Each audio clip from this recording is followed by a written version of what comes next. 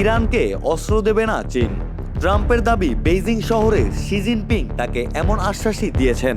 প্রথম শুনলে মনে হতে পারে মধ্যপ্রাচ্যের যুদ্ধ হয়তো শান্ত হওয়ার পথে, কিন্তু বাস্তবতা বলছে ভিন্ন কথা।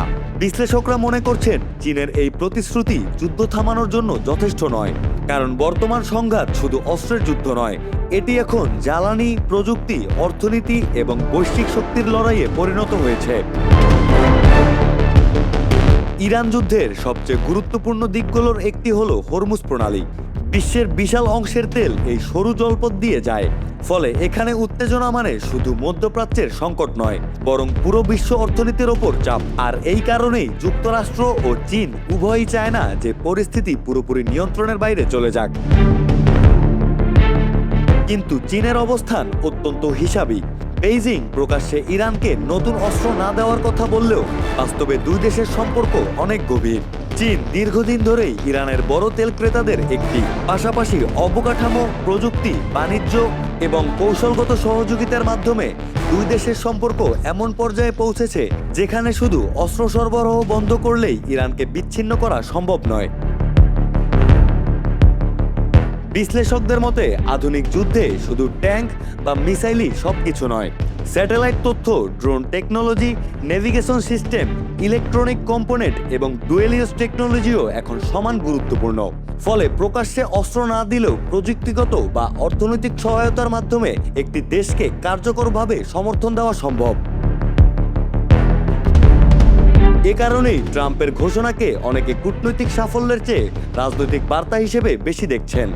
তিনি দেখাতে চাইছেন ওয়াশিংটন এখনো বেইজিংয়ের ওপর প্রভাব রাখতে সক্ষম, কিন্তু বাস্তবে চীন এখন এমন এক কৌশল অনুসরণ করছে যেখানে তারা সরাসরি কোনো পক্ষ না নিয়ে নিজেদের স্বার্থ রক্ষা করছে। চীনের সবচেয়ে বড় উদ্বেগ আসলে যুদ্ধ নয়, বরং অস্থিতিশীলতা।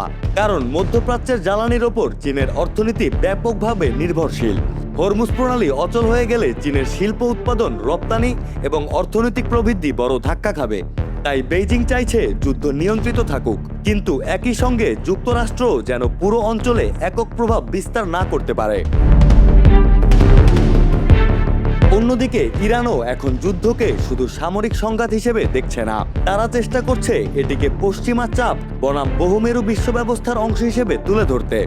ব্রিক্স, রাশিয়া এবং গ্লোবাল সাউথের সমর্থন ব্যবহার করে তেহরান আন্তর্জাতিক বিচ্ছিন্নতা ভাঙার চেষ্টা করছে। সবচেয়ে গুরুত্বপূর্ণ বিষয় হলো বর্তমান বিশ্বে প্রতিটি সংকট এখন একে অপরের সঙ্গে যুক্ত। ইরান যুদ্ধের প্রভাব পড়েছে তেলের বাজারে, সেই প্রভাব যাচ্ছে চীনের অর্থনীতিতে, আবার তার ছায়া দেখা যাচ্ছে যুক্তরাষ্ট্র চীন সম্পর্কেও। ফলে এই সংঘাত এখন আর শুধু মধ্যপ্রাচ্যের সীমাবদ্ধ যুদ্ধ নয়, বরং বৃহত্তর বৈশ্বিক শক্তির প্রতিযোগিতার অংশ।